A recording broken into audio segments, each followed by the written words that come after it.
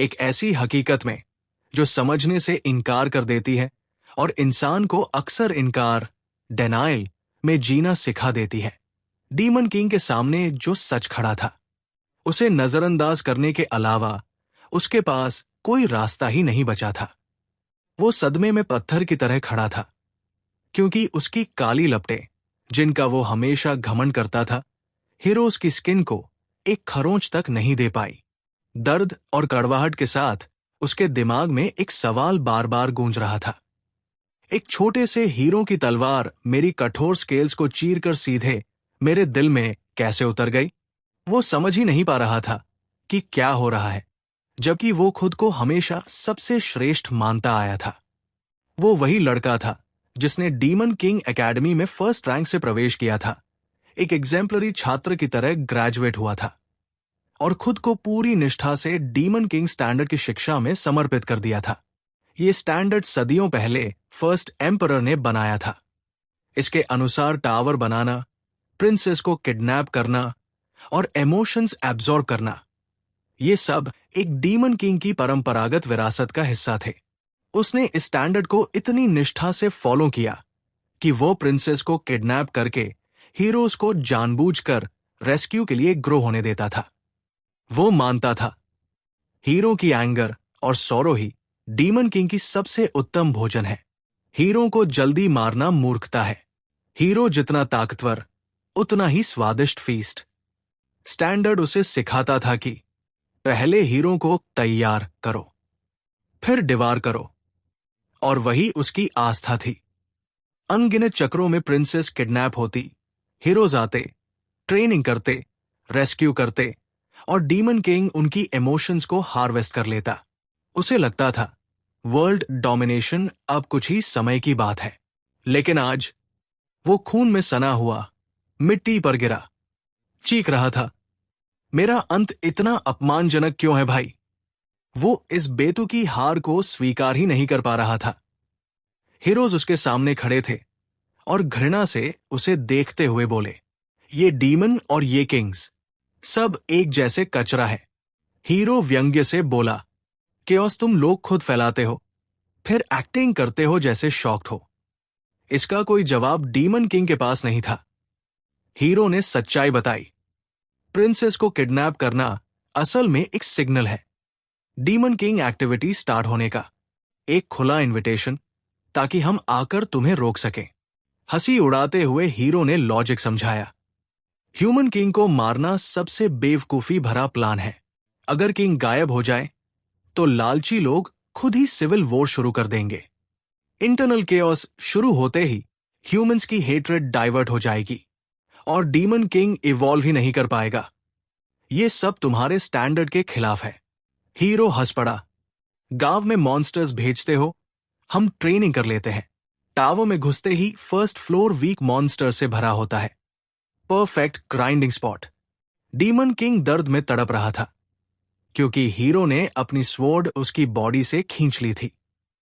Hero ने उसे आखिरी और सबसे क्रूर सच बताया, जब टावर बोरिंग हो जाता है तो डीमन किंग को बस मार देते हैं, फिर एक नया किंग आता है, नया टावर बनता है, क्योंकि ये पूरा वर्ल्ड, ये पूरा केओस सिर्फ हमारी हंटिंग और लेवलिंग के लिए बनाया गया प्लेग्राउंड है। बाकी हीरोज ने उसे मजाक उड़ाते हुए नई उपाधि दी, तुम डीमन किंग नहीं, हमारे नर्चर मास्टर हो, हमारे गॉडफादर, जो हमेशा हमारी लेवलिंग में मदद करते रहे। वे उसके ऊपर पड़े लूट उठाते हुए बोले, थैंक्स, हमेशा बेस्ट लेवलिंग स्पॉट देने के लिए। डीमन किंग बड़बड़ाता रहा, गॉडफादर, गॉडफादर। उसके भ्रम ऐसे टूटा मानो किसी ने उसके चेहरे पर तेज थप्पड़ मारा हो। उसे समझ आया कि उसका पूरा टावर सिर्फ हीरोज के लिए पॉइंट्स फार्मिंग का मैदान था। हीरो ने स्वीकार किया, हां, लड़ाइयां असली थी, कैजुअल्टीज भी हुई, पर तुमने उनकी मौतों को सिर्फ अपने फेम के पॉइंट्स में गिना। हीरो ने फेयरवेल बोला और उसे खत्म करने के लिए आगे बढ़ा, लेकिन अब डीमन किंग के अंदर क्रोध विस्फोट हो चुका था। स्टैंडर्ड की शिक्षाएं टूट चुकी थी, उसकी आस्था मिट चुका थी, अपमान उसकी नसों में जल रहा था। वो चिल्लाया, अगर यही स्टैंडर्ड का अंत है तो मैं मौत के सामने क्यों झुकूं? मैं ऐसी व्यर्थ, ऐसी बेइज्जती भरी मौत कभी स्वीकार नहीं करूंगा। वो पूरी ताकत से चिल्लाया, खुद को डीमन किंग घोषित करते हुए, और उसके चारों ओर बेहद भयावह ऊर्जा इकट्ठी होने लगी। लेकिन कुछ करने से पहले ही हीरो ने उसका सिर उड़ा दिया। अपनी जिंदगी के आखिरी पलों में उसने बाकी हीरोज को हंसते हुए उसका मजाक उड़ाते देखा। तेज, नफरत भरी नजर से उसने उन्हें धमकाया कि इस बेइज्जती का भयानक बदला वह जरूर लेगा। हीरो उसके सिर के पास खड़ा था, अपने साथियों को चेतावनी देते हुए कि उसके सिर को ज्यादा नुकसान न पहुंचाए, क्योंकि उसकी नजर उसके सींगों पर थी। तभी हीरो ने देखा कि पड़ी हुई देह से अजीब चमकती चिंगारियां निकल रही थी। डीमन किंग ने आखिरी सांस तक हार नहीं मानी। हीरो को तभी समझ आया कि कुछ बेहद खतरनाक होने वाला है। वो चिल्लाया, सबको भागने का आदेश दिया। लेकिन बहुत देर हो चुकी थी। डीमन किंग के शरीर से एक डरावनी ऊर्जा फूटी, एक जबरदस्त धमाका हुआ, और हीरोज की चीखों के बीच सब कुछ मलबे में बदल गया। मरते समय डीमन किंग को एहसास हुआ कि पूरा स्टैंडर्ड ही बेकार था, और हीरोज उसकी मौत तक उसका मजाक उड़ाते रहे। उसने सोचा, काश उसे एक और मौका मिलता। वो इन बेकार नियमों को गॉब्लिन्स को खिला देता बदले के तौर पर। तभी अंधेरे में किसी की आवाज गूंजी, पियर्स दास। उसकी चेतना लौटी, आंखें झटके से खुली। उसने चारों तरफ देखा, उलझन में। क्या मैं अभी भी जिंदा हूं? आवाजें गूंज रही थी। उसे मंच पर बुलाया जा रहा था। उसका नाम पियर्स डायज बार बार पुकारा जा रहा था। वो सदमे में था। किसी ने उसे मंच पर चढ़ने को कहा। उसी समय एकेडमी प्रिंसिपल ने झिड़कते हुए कहा, ग्रेजुएशन डे पर ध्यान कहाँ है? Genius student. उसकी नजर लाल बैज पर पड़ी, डीमन किंग एकेडमी का प्रतीक। और तभी उसे समझ आया, वो 15 साल अतीत में लौट चुका है। ठीक ग्रेजुएशन सेरेमनी के दिन ग्रेजुएट्स को मंच पर बुलाया जा रहा था। वो समझ नहीं पा रहा था कैसे, लेकिन इतना जान गया था, ये उसका सुनहरा मौका है। एक प्रोफेसर ने कहा कि टॉप स्टूडेंट पियर्स दास नए डीमन किंग्स की ओर से शपथ पढ़े। उसके सामने डीमन किंग स्टैंडर्ड्स चमक रहे थे। अपने डोमेन में टावर बनाना, किसी प्रिंस प्रिंसेस को किडनैप करना, मास्टरमाइंड बनकर केओस फैलाना, हीरोज को ट्रेन करके उनसे एनर्जी हार्वेस्ट करना, निचले फ्लोर वीक मॉन्स्टर से भरना। ये पढ़कर उसके चेहरे पर घृणा आ गई। यही नियम थे जिन्हें उसे बचपन से रटाया गया था, और जिनकी वजह से वो मारा गया था। वो सोच रहा था, इन बेवकूफ नियमों पर दोबारा कसम खाने का क्या मतलब, जब इन्होंने मुझे मौत तक पहुंचा दिया। ऑफिसर ने उसे शपथ पढ़ने को कहा, लेकिन पियर्स ने सभी को चौंका दिया। उसने सीधे सीधे इनकार कर दिया। पूरा हॉल स्तब्ध रह गया, लेकिन वो रुका नहीं। वो चिल्लाया कि वो ऐसी बेवकूफ, घिनौनी शपथ नहीं खा सकता। उसने स्टैंडर्ड्स को सबसे मूर्खतापूर्ण और गिरा हुआ काम बताया, और जोर से घोषणा की कि ये सब पूरी तरह कचरा है। पूरा हॉल सदमे और डर से भर गया। टॉप स्टूडेंट अब सबकी आंखों में सदी का पागल बन चुका था। आर्चड्यूक आर्केन ब्लेयर गुस्से से मेज पर हाथ पटका और उसकी इस बेइज्जती पर तुरंत एग्जीक्यूशन की धमकी दी। लेकिन फिर उसने खुद को संभाला। उसने आखिरी मौका दिया। या तो पियर्स अपने शब्द वापस ले और पूरे डीमन वर्ल्ड से माफी मांगे, या फिर दंड। अरेन रीजन की असाइनमेंट जे में चेतावनी दी कि रन वो सबसे खतरनाक क्षेत्र है जहां अनगिनत डेमन किंग अपनी जानें गंवा चुके हैं। लेकिन पियर्स ने उसे ठंडे और चुनौतीपूर्ण अंदाज में बीच में रोक दिया, मांग करते हुए कि उसे तुरंत वही भेजा जाए। उसने घोषणा की कि वो वहां जाकर साबित करेगा कि वे डेमन किंग मानक, जिन्हें वे पवित्र समझते हैं, असल में सिर्फ बकवास है, जिसने आर्कड्यूक को पूरी तरह स्तब्ध कर दिया। आर्कड्यूक ने धैर्य खो दिया और चीखते हुए पियर्स को डांटा, उसे निराशाजनक बताते हुए और तुरंत आदेश दिया कि उसे रन उसके तैनाती क्षेत्र के रूप में भेज दिया जाए। उसने फैसला किया कि पियर्स से वे सभी विशेषाधिकार छीन लिए जाएंगे जो शीर्ष डेमन किंग्स को दिए जाते थे, और उसके साथ कोई भी डेमन नहीं जाएगा।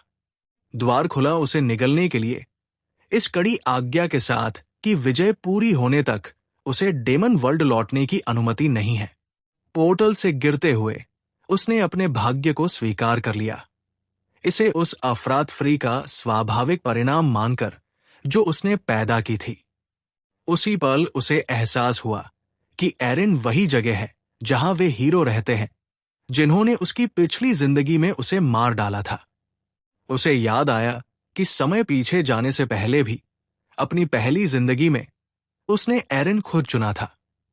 अहंकार के कारण और इस विश्वास में कि सबसे शक्तिशाली को ही सबसे बड़े कठिनाई स्तर पर विजय पानी चाहिए, उसने स्वीकार किया कि यही अहंकार उसकी मौत का कारण बना, क्योंकि वहां मौजूद हीरोज की भरमार ने उसके उसी अंधे मानक पालन का फायदा उठाया। आखिरकार वो सुरक्षित उतरा, अपने पंख फैलाते हुए एरगस्ट पर्वतों की बर्फ के बीच उत्तरी महाद्वीप में अपनी नई यात्रा शुरू करने के लिए तैयार। पियर्स ने निश्चय किया कि इस बार वो पिछली बार जैसा कुछ भी दोहराने नहीं देगा। उसने ठान लिया कि इस बार वो उन्हीं हीरो मानकों का इस्तेमाल अपने फायदे के लिए करेगा, उनकी चालों का शिकार बनने के बजाय। दृश्य फिर वापस शिफ्ट होता है। ग्रेजुएशन सेरेमनी शुरू होने से पहले गॉर्डन डेरेक अत्यधिक सावधानी से तैयारी कर रहा था, अपनी शक्ल सूरत संवारते हुए डेमन अकादमी का पहला और सर्वश्रेष्ठ ग्रेजुएट होने के नाते। डेमन संसार के नियमों के अनुसार अकादमी डेमनों को किंग्स की सेवा करने के लिए प्रशिक्षित करती है और शीर्ष डेमन को शीर्ष डेमन किंग की सेवा करने के लिए नियुक्त किया जाता है। ये विशेषाधिकार दूसरे ग्रेजुएट्स जो दूसरे और तीसरे स्थान पर आए थे में ईर्ष्या और जलन का कारण बन रहा था, जो चाहते थे कि काश उन्होंने थोड़ी और मेहनत की होती ताकि लॉर्ड पियर्स की सेवा करने का सम्मान उन्हें मिलता। गॉर्डन के लिए सभी डेमन किंग महान थे, लेकिन उसकी दृढ़ मान्यता थी कि महानता में कोई भी लॉर्ड पियर्स की बराबरी नहीं कर सकता। उसके लिए पियर्स एक चमत्कार था, 1000 साल में एक बार जन्म लेने वाला डेमोनिक ड्रैगन का वंशज जिसे इतिहास अमर कर देगा। उसके लिए उसी वर्ष उसके साथ ग्रेजुएट होना ही एक विशाल आशीर्वाद था। उसकी कल्पना बेकाबू हो गई। वो सोचने लगा कि अगर वो पियर्स के साथ हो तो वे किसी भी डायमेंशन को जीत सकते हैं। उसने अपने मन में एक विशाल प्रतिमा की कल्पना की जिसमें एक महान राजा और उसका वफादार सहायक साथ खड़े हों। वो पूरे जोश के साथ निश्चय करता है कि वह भी अपने नाम को डेमन संसार के गौरवशाली इतिहास में दर्ज कराएगा। लेकिन ये सुनहरे सपने उसी पल चकनाचूर हो गए जब उसे याद आया वो क्षण जब पियर्स ने मानकों को कचरा कहकर चीखा था। गॉर्डन पर गहरा सदमा पड़ा, उसका पूरा नजरिया ढह गया। उसे विश्वास ही नहीं हो रहा था कि उसका आदर्श उन्हीं पवित्र मानकों को नापसंद करता है। उसकी मानसिक छवि पूरी तरह टूट गई थी। अपने राजा की बातों को सुनकर वो आश्चर्य और भय के बीच अटका हुआ था। दृश्य फिर बदलता है। उत्तरी महाद्वीप के एरगस्ट पर्वतों के गहरे क्षेत्र में, जहां गॉर्डन भारी बैग उठाए हुए बर्फ में पहुंचता है। उलझन और निराशा उसके चेहरे पर साफ दिखाई दे रही थी। सोचता हुआ कि ये सब क्यों हुआ। पियर्स उसे वहां देखकर हैरान हुआ, क्योंकि उसे बताया गया था कि उसके साथ कोई भी डेमन नहीं भेजा जाएगा। फिर भी अंत में एक भेज दिया गया। जब उसने और पास से देखा, पियर्स ने उसे पहचाना और स्वागत किया। टूटने की कगार पर खड़े गॉर्डन ने तुरंत पूछ लिया कि उसने इतना लापरवाह काम क्यों किया, लेकिन पियर्स ने ऐसे दिखाया जैसे वो समझ ही नहीं रहा हो, पूछते हुए कि उसका मतलब क्या है। गॉर्डन गुस्से से फट पड़ा, याद दिलाते हुए कि सबके सामने उसने मानकों का अपमान किया था और इसी वजह से उनका निर्वासन इस घातक एरन क्षेत्र में हुआ जहां वो पक्का मर जाएगा। पियर्स ने उसे शांत करने की कोशिश की, मजाक में कहते हुए कि इतनी चिंता में वो अपने बाल ही न नोच ले। गॉर्डन चिल्लाया कि बाल अब बिल्कुल भी समस्या नहीं है। उस पल पियर्स ने अपने सहायक की वर्तमान हालत की तुलना उस एहसास से की जो वो समय पीछे जाने से पहले था, आत्मविश्वासी और शांत। उसे याद आया कि कैसे गॉर्डन हमेशा उसे प्रोत्साहित करता था, कहता था कि दोनों मिलकर हर कठिनाई पार कर लेंगे, और यहां तक दावा किया था कि अगर मिशन एरन में न होता तो उसे उतना उत्साह महसूस ही नहीं होता। पियर्स को समझ आया कि गॉर्डन की घबराहट जायज है, क्योंकि अब परिस्थितियां पूरी तरह बदल चुकी है। उसने तय किया कि वो उसे अपने समय यात्रा का सच नहीं बताएगा, नहीं तो वो उसे पागल समझेगा। थोड़ा शांत होकर गॉर्डन ने अपने टूटने के लिए माफी मांगी और परिस्थिति को स्वीकार करते हुए अपना कर्तव्य निभाने का निर्णय लिया।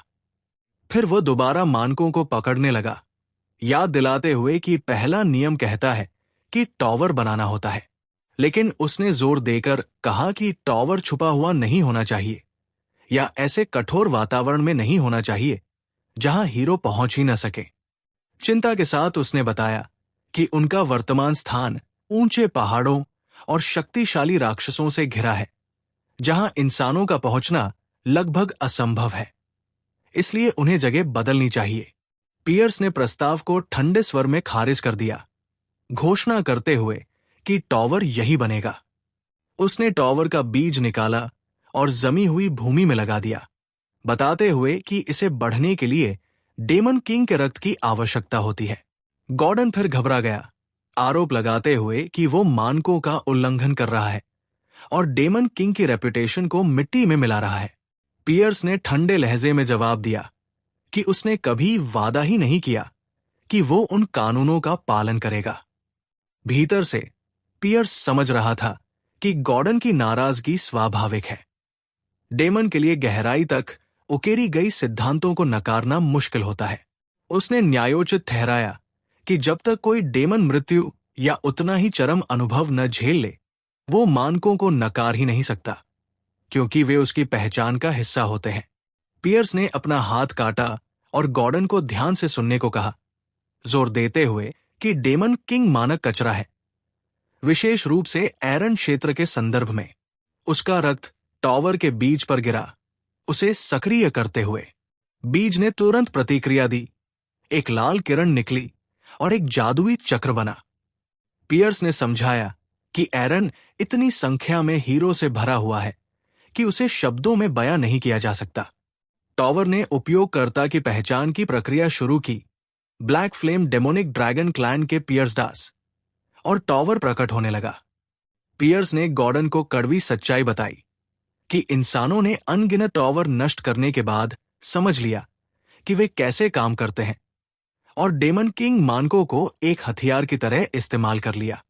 यही कारण है कि इस क्षेत्र में डेमन किंग लगातार मरते रहते हैं। गॉर्डन के आश्चर्य प्रकट करने से पहले ही पियर्स ने व्यंग्य में कहा कि इन मानकों को हीरो मानक कहना चाहिए, क्योंकि अब ये डेमन के किसी काम के नहीं। टॉवर का आह्वान बर्फ के बीच पूरा हुआ और दोनों उसकी विशालता को देखते खड़े रहे। पियर्स ने अपने सहायक को अंदर बुलाया। अंदर जाकर पता चला कि पहला तल पूरी तरह खाली है। गॉर्डन ने पछतावे के साथ देखा कि एक सामान्य टॉवर में जटिल डिजाइन और राक्षस होते हैं, लेकिन यह टॉवर बिल्कुल खाली था, जैसे किसी ऐसे डेमन किंग के लिए बना हो जिसके सारे विशेषाधिकार छीन लिए गए हों। यह स्थिति 5वें तल तक जारी रही, जहां किंग का कमरा भी खाली था। गॉर्डन ने टॉवर की संरचना को लेकर वास्तविकता स्वीकार कर ली, लेकिन इस बात पर जोर दिया कि कम से कम मानकों के दूसरे नियम का पालन करना जरूरी है। उसने पियर्स को नियम याद दिलाया कि किसी राजकुमार या राजकुमारी का अपहरण अनिवार्य है। बेहतर होगा कि सिंहासन के सबसे करीब वाले का, ताकि अधिक डेमोनिक ऊर्जा प्राप्त हो सके। उसने नक्शा निकाला और बताया कि कोरोसिन राज्य एरगास्ट पहाड़ों के सबसे पास है।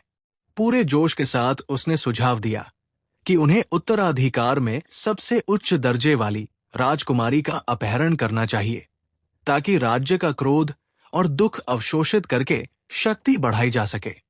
पियर्स ने बीच में रोकते हुए तुरंत अपहरण के विचार पर सहमति जता दी, गॉर्डन के शक का अनुमान लगाते हुए, लेकिन बताया कि उसकी नजर एक खास राजकुमारी पर है।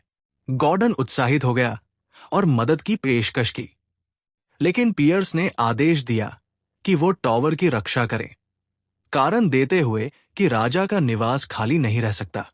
गॉर्डन ने राहत की सांस ली, सोचते हुए कि मास्टर आखिरकार अपनी समझ में आ गया है और पहले का व्यवहार ग्रेजुएशन तनाव की वजह से था। फिर जब सहायक ने पूछा कि लक्ष्य कौन है, पियर्स ने झटका दिया, हिल्डरिन साम्राज्य चुनकर, जो बहुत दक्षिण में है और टॉवर से सबसे दूर।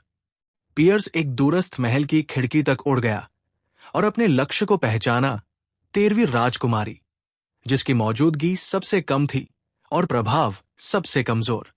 वो उसकी कक्ष में तूफान की तरह घुसा और घोषणा की कि वो उसे लेने आया है, जिससे गॉर्डन दूसरी ओर से चीख उठा कि ये विकल्प मानकों के बिल्कुल उलट है।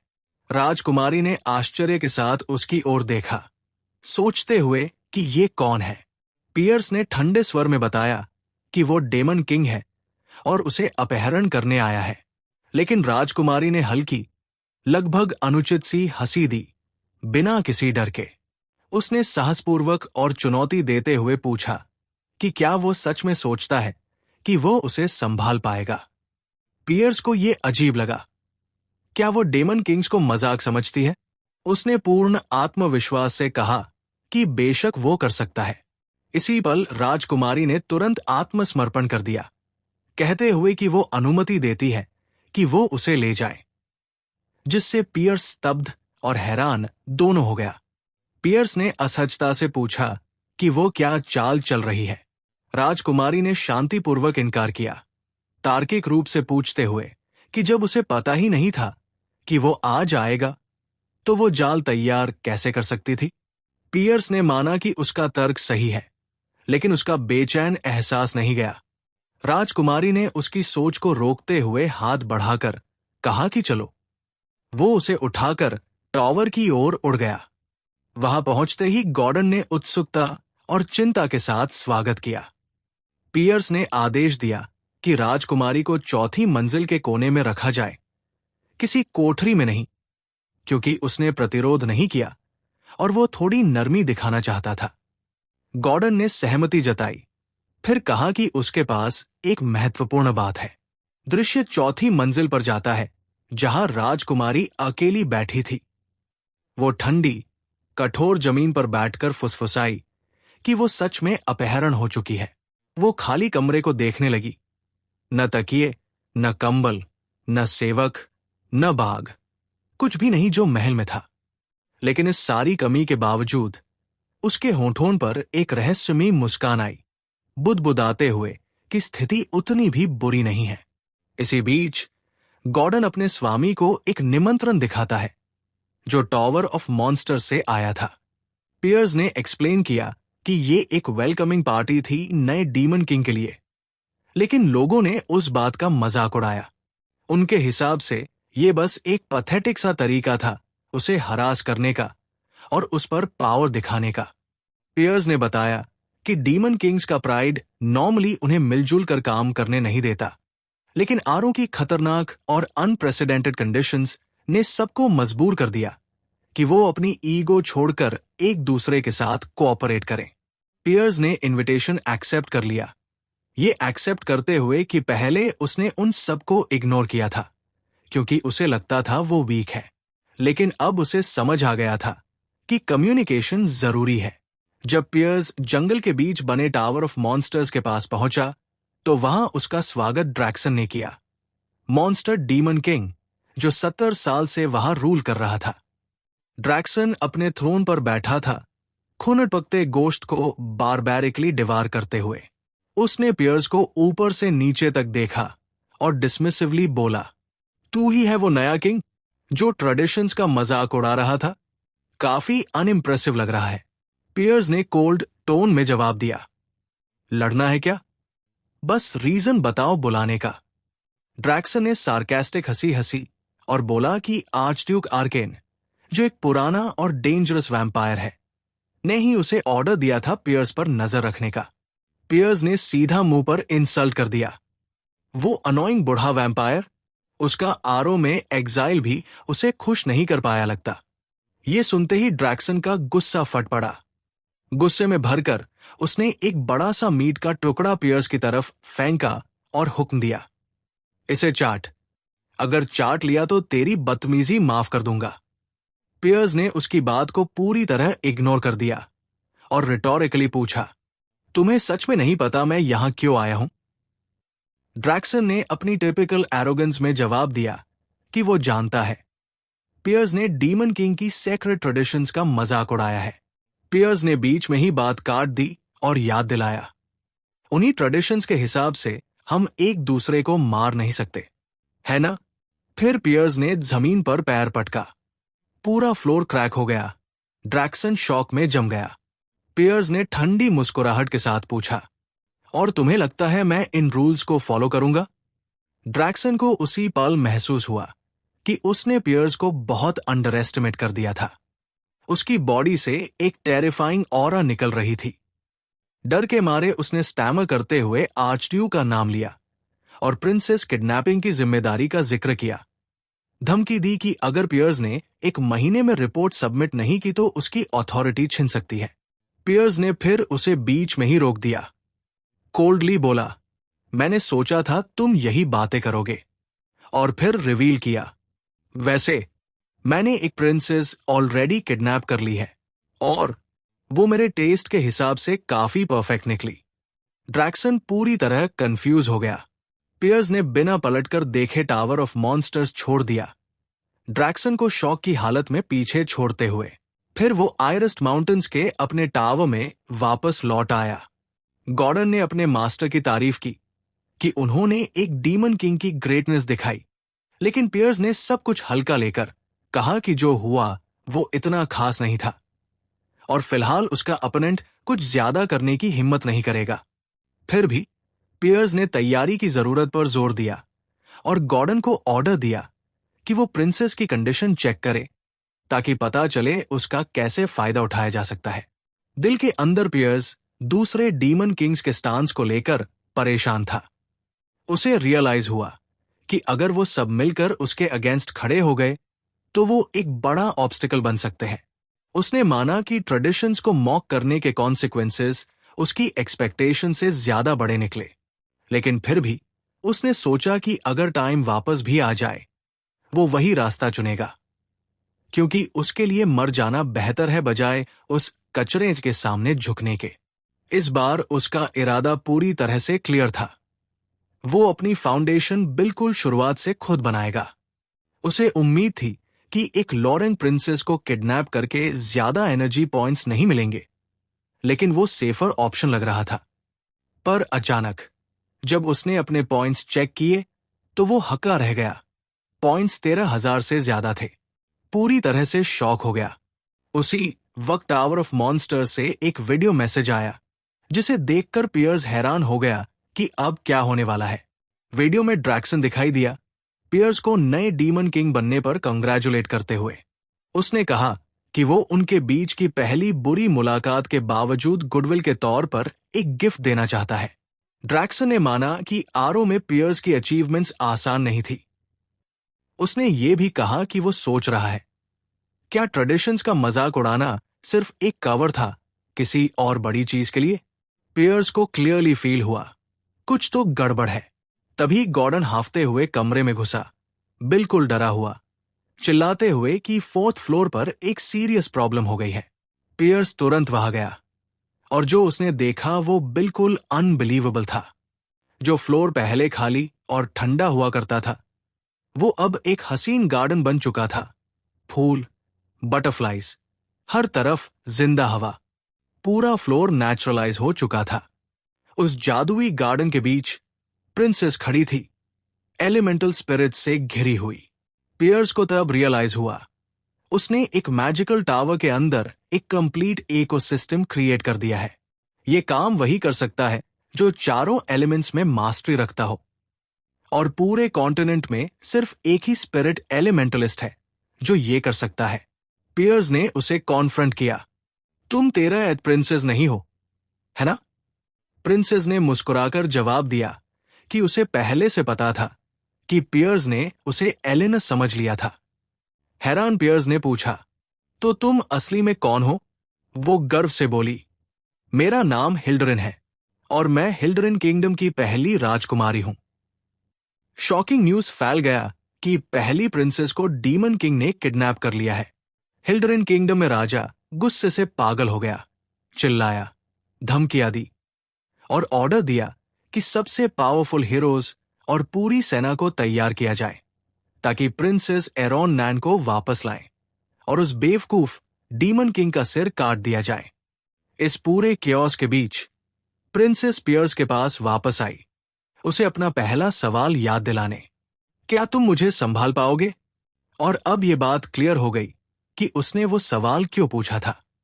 पियर्स ने समझाया कि वो उसकी अपीयरेंस से धोखा नहीं खाया, क्योंकि उसने एक जीनियस एलिमेंटल विच के बारे में सुना था, एक ऐसी लड़की जिसमें मना की भरमार हो।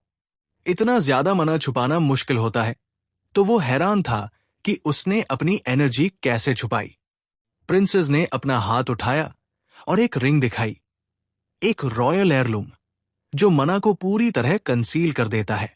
प्रिंसेस ने पूछा, अब जब तुम्हें मेरी असली आइडेंटिटी पता चल गई है, क्या तुम मुझे वापस छोड़ दोगे? पियर्स ने सीधा मना कर दिया। उसके लिए प्रिंसेस को वापस भेजना अपने आप को मजाक बनाने जैसा होता। फिर कोई किंगडम उससे डरकर मना एनर्जी नहीं देता। इसलिए उसने तय कर लिया कि वो प्रिंसेस को रखेगा, चाहे कुछ भी हो जाए। अचानक सिस्टम ने डिटेक्ट किया कि बाहर से बेहिसाब गुस्सा उसकी तरफ आ रहा है और उसकी demonic energy points crazy speed से बढ़कर 19,000 पार कर गए। पियर्स को तब समझ आया कि किंगडम ने उसे किडनैपर आइडेंटिफाई कर लिया है। चाहे प्रिंसेस पहली हो या 13 एथ, जरा भी फर्क नहीं पड़ता। उसने प्रिंसेस को कंफर्म कर दिया, तुम अब भी मेरी हॉस्टेज हो। किंगडम में राजा ने तुरंत ऑर्डर दिया, डीमन किंग को मार दो और प्रिंसेस को वापस लाओ। लेकिन एडवाइजर्स परेशान थे, उन्हें अभी तक पता ही नहीं था कि कौन सा डीमन किंग रिस्पॉन्सिबल है। उन्होंने रिकग्नाइसेंस भेजने को कहा। राजा उन पर फट पड़ा, मेरी बेटी किडनैप हो गई और तुम लोग कुछ नहीं कर रहे, जल्दी पता लगाओ। एक एडवाइजर ने याद दिलाया कि पड़ोसी किंगडम का प्रिंस भी डीमन किंग ऑफ लस्ट ने किडनैप किया था और कैसे हीरोज ने मिलकर उसे मार दिया था। वो हैरान था कि ऐसे एग्जाम्पल के बावजूद कोई नया डीमन किंग प्रिंसेस को किडनैप करने की हिम्मत कैसे कर सकता है। सबको लगा कुछ तो अजीब हो रहा है। तभी एक सोल्जर भागते हुए आया, बताने की टेलीपोर्टेशन मैजिक का ट्रेस नॉर्थ अर्गस्ट माउंटेन्स की तरफ गया है। सब शॉक हो गए, क्योंकि हिल्डरिन तो साउथ में है और अर्गस्ट फार नॉर्थ में। डीमन किंग के टावर में गॉर्डन परेशान था कि हिल्डरिन की आर्मी आ जाएगी, पर पियर्स मुस्कुरा रहा था पूरी कॉन्फिडेंस के साथ। उसका कहना था कि हिल्डरिन की आर्मी कभी उससे तक नहीं पहुंच पाएगी, क्योंकि रास्ते में हैजर्ड्स, दूसरे किंगडम्स और पॉलिटिकल बॉर्डर्स का बवाल है। बीच के कंट्रीज अपनी बॉर्डर्स कभी ओपन नहीं करेंगे, इसलिए उनके पास एक ही ऑप्शन बचता है, हीरोज गिल्ड को हायर करना। राजा ने मजबूरी में वही ऑर्डर दिया, पर गिल्ड में जैसे ही उन्हें डेस्टिनेशन पता चला, अर्गस्ट माउंटेन्स, सब पैनिक हो गए। हीरोज ने मना कर दिया। उनके हिसाब से राजा उन्हें मौत के मुंह में भेज रहा था, क्योंकि वहां हेलिश मॉन्स्टर्स भरे पड़े हैं। पियर्स ने बिल्कुल सही प्रेडिक्ट किया था। पैसे के पीछे भागने वाले हीरोज अपनी जान खतरे में नहीं डालते, इसीलिए उसने अपना बेस वहां बनाया। उसकी प्लानिंग और आरों के बारे में इतना डिटेल्ड नॉलेज देखकर गॉर्डन को लगा जैसे पियर्स पहले से ही वहां का रहने वाला हो। मीनवाइल किंगडम में राजा फिर चिल्ला रहा था, शौक और गुस्से से भरा हुआ कि एक भी हीरो आगे नहीं आया। कैसे हीरोज हो तुम? मेरी प्रिंसेस को नहीं बचा सकते? एडवाइजर ने समझाने की कोशिश की। सर, आरो रीजन के हीरोज बाकी हीरोज जैसे नहीं होते। मर्सनरी लोगों की सबसे बड़ी प्रॉब्लम यह थी कि उन्हें सिर्फ पैसा चाहिए होता है, मतलब मटेरियल प्रॉफिट्स के बिना उनका कोई काम नहीं होता। इसी वजह से वो अपने मिशंस को बहुत ही सेलेक्टिवली चूज करते हैं। उधर टावर के अंदर पियर्स सिस्टम स्टोर को ध्यान से देख रहा था। सिस्टम स्टोर में ऑप्शंस थे, जैसे स्केल्टन जैसे सोल्जर्स खरीदना, जिसके लिए 10,000 पॉइंट्स चाहिए होते, या फिर डायमेंशनल इंटरफेरेंस को वीकन करना। रियलाइज करते ही पियर्स का फेस सीरियस हो गया। उसे समझ आ गया कि एक प्रॉपर आर्मी बनाने में बहुत वक्त और बहुत सारे रिसोर्सेज लगेंगे, और अभी उसकी करंट डिमोनिक एनर्जी हीरोज की पूरी आर्मी का सामना करने के लिए बिल्कुल इनसफिशिएंट थी। उसे अपनी पिछली जिंदगी का वो पुराना डर याद आया। वही ऑब्स्टिकल पार करने के लिए पियर्स ने गॉर्डन को तुरंत ड्रैक्सन से कांटेक्ट करने का ऑर्डर दिया, कहकर कि वो डिमोनिक एनर्जी को बेचना चाहता है ह्यूमन मनी के बदले। गॉर्डन लिटरल शॉक में जम गया, चीखते हुए बोला कि ये पागलपन है। उसने समझाया कि डिमोनिक एनर्जी एक सपने जैसी करेंसी होती है, जो उन्हें अपनी रेस की लिमिट्स क्रॉस करने, टावर के फीचर्स अनलॉक करने और मॉन्स्टर समन करने में मदद करती है। ऐसी चीज इंसानों के सस्ते पैसे के लिए कैसे बेची जा सकती है? पियर्स ने कामली जवाब दिया कि ड्रैक्सन एक ह्यूज अमाउंट देगा, और बिना इस पैसे के वो हीरोज को रोक ही नहीं सकता। फिर उसने कहा कि ह्यूमन मनी से वो एक काम कर सकता है, और उसकी नजर जाकर डायहोल्ड फोर्ट्रेस सिटी होल्टन के पास की माउंटेन्स पर टिक गई। पियर्स एक मर्सनरी का भेस बनाकर सिटी के गेट तक पहुंचा। गार्ड्स ने उसे रोका। उसकी अकेलेपन को देखकर उसे सस्पिशियस समझकर गुस्से से पूछताछ की। पियर्स ने बिना डिबेट किए एक गोल्ड कॉइन उनके सामने फेंका। कॉइन देखते ही गार्ड्स फ्रीज हो गए। पियर्स ने उन्हें विंक दिया, मतलब तुम दोनों आपस में बांट लेना। गेट तुरंत खुल गया। सिटी के अंदर जाकर पियर्स ने तय किया कि उसे एक गाइड चाहिए होगा, क्योंकि उसे यहां की डिटेल बिल्कुल नहीं पता थी। सीन शिफ्ट होता है क्रिम्सन फैल्कन मर्सनरी गिल्ड के हेडक्वार्टर्स पर, जहां सब मेंबर्स चिल करके दारू पी रहे थे। एक ने सजेस्ट किया कि चलो इस जगह से निकलते हैं, पर लीडर ने मना कर दिया, कहते हुए कि ये प्लेस उनके लिए परफेक्ट है। लीडर ने उनकी पूरी फिलॉसफी समझाई। हम सोल्जर्स को मॉन्स्टर से लड़ने देते हैं, और हम सिर्फ उनके स्पॉइल्स ले लेते हैं। इससे बेटर क्या हो सकता है? फिर उनकी बात न्यू डीमन किंग के रूमर्स पर आती है। कोई उसका मजाक उड़ाता है। Fake news. डीमन किंग्स कभी इतनी मुश्किल जगह टावर नहीं बनाते। प्रिंसेस हिल्डरन के किडनैपिंग वाले रूमर्स पर भी वो लोग हंसी उड़ाते, बोलते हुए कि कोई डीमन किंग पूरा कॉन्टिनेंट क्रॉस करके प्रिंसेस नहीं उठा ले जाता। किसी ने बताया कि हीरोज गिल्ड ने मिशन सुनते ही मना कर दिया। सबका कंक्लूजन सिंपल था, ये सब सिर्फ एक ड्रामा है, पैसा निकालने का ट्रिक। लीडर भी अग्री करता है। इन लोगों की पागलपन देखो, पैसों के लिए कुछ भी कर सकते हैं। तभी पियर्स लीडर के पीछे खड़ा हो जाता है, बिल्कुल साइलेंटली। सब मर्सनरीज शॉक में जम कर जाते हैं। ये कौन है? पियर्स सार्कास्टिकली मुस्कुराता है, कहता है, तुम लोग तो बड़े नॉलेजेबल लगते हो। तुम जैसे लोग मेरे लिए परफेक्ट गाइड होंगे। बाकी सब निकल जाओ, सिर्फ एक रहेगा। मर्सनरीज उसे इंट्रूडर समझकर अटैक कर देते हैं। आज यहां से जिंदा नहीं जाएगा। फाइट वायलेंट होती है। पियर्स एक्सट्रीम स्किल के साथ सबको क्रश कर देता है। एक एनिमी पीछे से अटैक करता है। पियर्स बिना मुड़े ही उसका हैमर हाथ से पकड़ लेता है। सब स्टन हो जाते हैं। एंड में वो सराउंडेड होता है क्रॉसबोज वाले अटैकर्स से। पियर्स एक बड़े एनिमी को उठाकर सीधा बाकी पर फेंक देता है। लीडर की आंखों में हॉरर आ जाता है। ये तो मॉन्स्टर है। बाहर कुछ मर्सनरीज थककर गिर रहे होते हैं, पूछते हुए, हम लड़ क्यों रहे हैं? ये इतना थकता कैसे नहीं? सबको खत्म करने के बाद पियर्स धीरे धीरे लीडर के पास जाता है। आंखें अंधेरे में चमक रही होती है। सवाल का सही जवाब दिया तो जिंदा रहेगा, वो कहता है। लीडर का फियर लेवल पीक पर होता है। वो तुरंत मान जाता है, मर्सी की भीख मांगता है। पियर्स पूछता है, स्लेव मार्केट कहाँ है? लीडर उसे एक लक्सुरियस पैलेस तक ले जाता है, जिसमें ह्यूज आयरन गेट होता है। अंदर सिर्फ ह्यूमन स्लेव्स बिक रहे होते हैं। लीडर पूछता है, ये आपको पसंद नहीं आया? पियर्स कहता है, कुछ और रेयर चीज है, और एक बड़ा सा गोल्ड कॉइन्स का बैग उसकी तरफ फेंक देता है।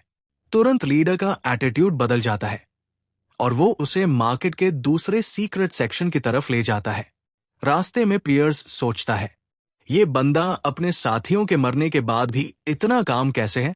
शायद इंसान और डीमंस में कोई फर्क ही नहीं, दोनों को ही कुछ चाहिए, एक को पैसा और दूसरे को एनर्जी। वो अंडरग्राउंड डंजन्स तक पहुंचते हैं और लीडर रास्ता दिखाता है। उस पल पियर्स को याद आता है जब गॉर्डन ने उससे पूछा था, ह्यूमन मनी का करेगा क्या? सो पियर्स ने उससे जवाब दिया कि वो स्लेव्स खरीदेगा। उसने अपना गोल क्लियरली डिफाइन किया, इंसानों द्वारा पकड़ी गई दूसरी रेसेस, स्पेशली एक एल्फ जो अपनी इंटेग्रिटी के लिए फेमस हो, ताकि वह उसे स्पाई बना सके और हीरोज के बीच केओस फैला सके।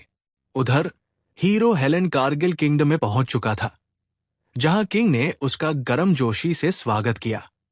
किंग ने मिशन पर पूरा भरोसा दिखाया और हेलेन ने भी अपनी तरफ से वादा किया कि वो प्रिंसेस को बचाएगा और डीमन किंग का सर लाकर जस्टिस करेगा।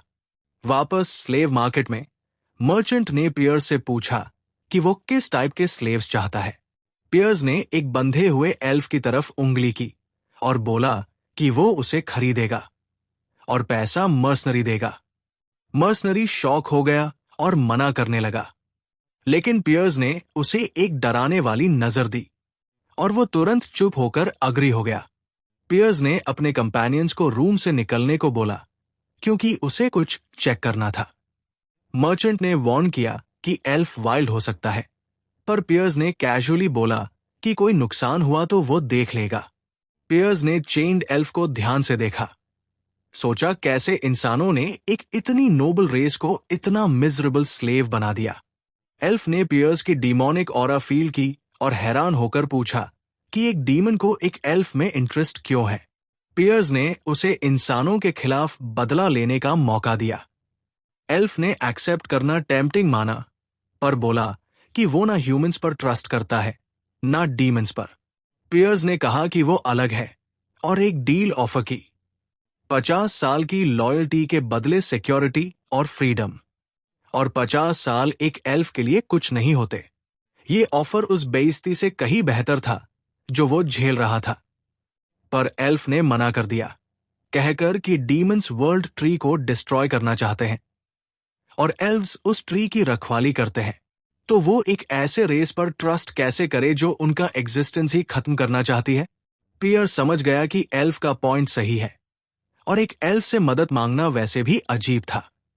पियर्स ने डीमन किंग के सेक्रेट स्टैंडर्ड्स पर ओथ ली कि वो अपना प्रॉमिस निभाएगा और वर्ल्ड ट्री को कभी हार्म नहीं करेगा। इसके बदले उसने एल्फ ग्रनाडा का मेपल ट्राइब से वर्ल्ड ट्री की कसम खाकर 50 साल की लॉयल्टी मांगी। ग्रनाडा को यह डीमन बहुत स्ट्रेंज लगा, पर उसने अग्री किया इस कंडीशन पर कि वो डीमन किंग को खुद देखे। तब पियर्स ने अपनी रियल आइडेंटिटी रिवील कर दी कि वो डीमन किंग ही है। ग्रनाडा शॉक में पड़ गया। उसने मॉक किया कि कोई डीमन किंग खुद स्लेव खरीदने क्यों आएगा, और डीमन किंग्स तो अपने टावर से दूर जाते ही वीक हो जाते हैं। ग्रनाडा ने चैलेंज किया कि अगर पियर्स सच में डीमन किंग है तो वो 50 साल नहीं 100 साल की लॉयल्टी देगा। तभी सीन इंस्टेंट शिफ्ट हुआ। ग्रनाडा खुद को पियर्स की टावर के 5th फ्लोर पर पाया। पियर्स ने उसे 100 साल के प्रॉमिस की याद दिला दी। ग्रनाडा फाइनली समझ गया कि वो एक रियल डीमन किंग के सामने खड़ा है। ग्रनाडा ने टावर की हालत देखकर कंप्लेन करना शुरू किया। 3 RD फ्लोर तक कुछ भी नहीं था। 4th फ्लोर सिर्फ नेचर, कोई मॉन्स्टर नहीं। उसने सार्कास्टिकली पूछा कि पियर्स हीरो से कैसे लड़ेगा? इस स्पेस पर तो वो 1 साल भी नहीं टिक पाएगा। उसने कह दिया कि वो ऐसे टूटी फूटी टावर में काम नहीं करेगा। तब पियर्स ने अपनी रॉ डीमोनिक एनर्जी रिलीज की, इतनी टेरिफाइंग कि ग्रनाडा का सांस रुक गया। कॉन्ट्रैक्ट की याद दिला दी। ग्रनाडा को तब एक और डरावनी सच्चाई समझ आई। ये टावर IR माउंटेन्स में है, जहां डिजास्टर लेवल मॉन्स्टर्स रहते हैं। फिर भी एक भी मॉन्स्टर उनके पास नहीं आया, और ये तभी पॉसिबल है जब एक असली डीमन किंग वहां हो। मतलब ये था कि वो मॉन्स्टर्स भी इस डीमन किंग से डरते हैं। ग्रनाडा ने हालात देखकर रियलिटी एक्सेप्ट कर ली और ग्रेट वर्ल्ड ट्री के नाम पर 100 साल की लॉयल्टी की ओथ ले ली। अंदर अंदर वो ये सोच रहा था कि शायद डीमन किंग उसे कोई ईविल प्लान देगा जिससे वो अपना बदला ले सके। लेकिन पियर्स ने उसकी सारी एक्सपेक्टेशंस तोड़ दी। उसका पहला ऑर्डर क्या था? जाकर मेरे लिए खाना बनाओ। एल्फ लिटरली शॉक हो गया। समझ ही नहीं आया ये क्या हो रहा है। किचन में सब्जी काटते हुए वो कंफ्यूज होकर सोचता रहा कि वो घर के काम क्यों कर रहा है, किसी इविल स्कीम का पार्ट क्यों नहीं बना। तभी प्रिंसेस अरन वहां आ जाती है और बड़े ही एक्साइटमेंट से हेल्प ऑफर करती है, जिससे ग्रनाडा की कंफ्यूजन और भी बढ़ जाती है। ये जगह हो क्या रही है? फिर सब लोग 5th फ्लोर के डाइनिंग रूम में जाकर एक बड़ी सी टेबल पर बैठते हैं। ग्रनाडा हेजिटेशन के साथ अपने मास्टर से पूछता है कि ये लड़की कौन है। पियर्स कैजुअली बता देता है कि ये फर्स्ट प्रिंसेस हिल्डरन है। ग्रनाडा को एक और शॉक लगता है। वो लिटरली चीख कर बोल पड़ता है कि उन्होंने क्राउन प्रिंसेस को किडनैप कर लिया। वो फिर से पूछता है कि हीरोज के अटैक के टाइम ये खाली टावर किस काम का होगा। लेकिन पियर्स को कोई फर्क नहीं पड़ता। वो बस उसे खाने के लिए बोलता है और कामली समझाता है कि उसने ग्रनाडा को इसलिए खरीदा है क्योंकि उसकी कुकिंग स्किल टॉप नॉच है। प्रिंसेस मुस्कुराते हुए बैठ जाती है और बेचारा एल्फ इस पूरी सरियल सिचुएशन में डूब जाता है। आखिर में ग्रनाडा सोचता है कि शायद पियर्स उसे 4th फ्लोर पर हीरो से लड़वाना चाहता है, बट पियर्स तुरंत मना कर देता है। वो कहता है कि अगर हीरोज वहां तक पहुंच गए तो गेम वैसे भी खत्म, क्योंकि वो अर्जेस्ट माउंटेन्स क्रॉस कर चुके होंगे। तब पियर्स ग्रनाडा को अपनी असली इंटेंशन बताता है, उसे एक स्पाई बनाना, ह्यूमन वर्ल्ड में जाकर उनके बिहाफ पर अनरेस्ट क्रिएट करना। लेकिन इससे पहले एक जरूरी काम करना है। पियर्स समझाता है कि एल्फ की स्किल्स टेस्ट करनी होंगी। ग्रनाडा हैरान रह जाता है, डीमन किंग को उसी की टावर के अंदर कैसे हराया जा सकता है। तब पियर्स कन्फ्रंटेशनल कंडीशंस रख देता है। पियर्स ने एक शर्त रखी, सिर्फ एक हाथ से लड़ना बिना डिमोनिक एनर्जी का इस्तेमाल किए, और अगर ग्रनाडा जीत जाए तो कॉन्ट्रैक्ट ड्यूरेशन 50 साल कम हो जाएगा। ग्रनाडा ने बिना हिचकिचाए चैलेंज एक्सेप्ट कर लिया, पूरी जान लगा देने का वादा करते हुए। लड़ाई शुरू होते ही दोनों की मूवमेंट्स इतनी फास्ट और सडन थी कि देखने वालों की सांस रुक गई। पियर्स ने उसकी तारीफ की, कहकर कि इतने सालों की गुलामी के बावजूद ग्रनाडा की बॉडी पर कोई असर नहीं पड़ा। शायद उसने 4th फ्लोर से मना एब्जॉर्ब किया था या फिर अपनी फिजिकल एबिलिटीज को एनहांस कर लिया था। पियर्स ने ग्रनाडा की फाइटिंग स्टाइल को एल्फ रेस के बिल्कुल परफेक्ट बताया। ग्रनाडा ने जवाब में एक पावरफुल मैजिक अटैक मारा, ये प्रूव करते हुए कि वह एक नॉर्मल एल्फ से काफी ज्यादा स्ट्रांग है। उसने वार्निंग दी कि अपोनेंट को अंडर एस्टिमेट करना बड़ी गलती होती है। उसने मैजिकल प्लांट रूट से पियर्स का पैर बांध लिया और यही उसके लिए वो सुनहरा मौका था अपने 50 साल वापस जीतने का। पियर्स की डिफेंसेस एक्सपोज लग रही थी, इसलिए ग्रनाडा ने एक डायरेक्ट फुल कॉन्फिडेंस स्ट्राइक की। लेकिन उस पल वो एकदम से जम गया, क्योंकि उसने पियर्स के अंदर से निकलती डरावनी ऑरा महसूस की और उसे अचानक याद आ गया कि वो किस दर्जे के मॉन्स्टर से लड़ रहा है। पियर्स ने कामली कहा कि वो अपना वादा तोड़ेगा नहीं, वो डिमोनिक एनर्जी यूज नहीं करेगा, सिर्फ इतना कंट्रोल रखेगा कि ग्रनाडा मारा न जाए। ग्रनाडा घबराकर उसे रोकने की कोशिश करता रहा, लेकिन पियर्स ने एक पावरफुल पंच मारा और लड़ाई वही खत्म। सीन शिफ्ट होता है Horton walk city, crimson falcon mercenary headquarters. इस बार मर्सनरीज ने पियर्स का बड़ा गर्मजोशी वाला वेलकम किया, पूरे रिस्पेक्ट के साथ। पियर्स ने उन्हें 1 साल के लिए हायर करने का ऑफर दिया। लीडर ने तुरंत हाँ बोल दी। बजट पूछने लगा। साइड में एक मेंबर इरिटेट होकर बोल रहा था कि उनका लीडर उस आदमी की इतनी चापलूसी क्यों कर रहा है जिसने उनकी पिटाई की थी।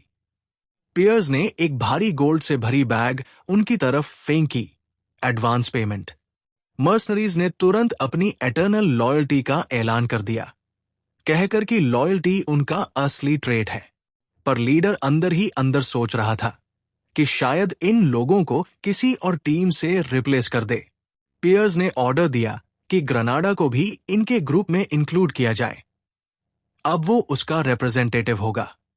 पहले मर्सनरीज हिचकिचाए, पर जब ग्रनाडा आगे बढ़कर अपना इंट्रोडक्शन देता है और उनका ध्यान उसके बुरी तरह पीटे हुए चेहरे पर पड़ता है, तो सबके चेहरे पर हमदर्दी आ जाती है।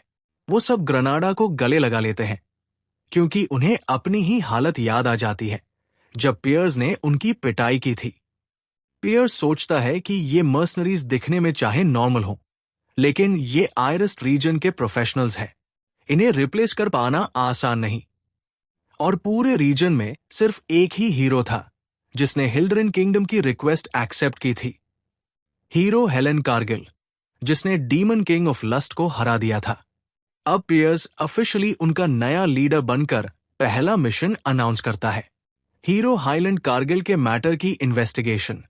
सब मर्सनरीज सीरियस हो जाते हैं और फुल ओबीडियंस का ऐलान करते हैं। पियर्स अपने टावर लौट आता है, अगली स्टेप्स सोचते हुए। हीरो वाली रिस्पॉन्सिबिलिटी ग्रनाडा को देकर अब वो अपनी पर्सनल पावर को बढ़ाने का टाइम समझता है, क्योंकि उसने वो सारी डिमोनिक एनर्जी पॉइंट्स बेच दिए थे जो टावर या किंग को अपग्रेड करने के काम आते थे। अब उसके पास एक ही ऑप्शन बचा था, सोल फ्लावर, एक मना क्रिस्टल जो नेचर की एनर्जी एब्जॉर्ब करके इमेंस पावर देता है।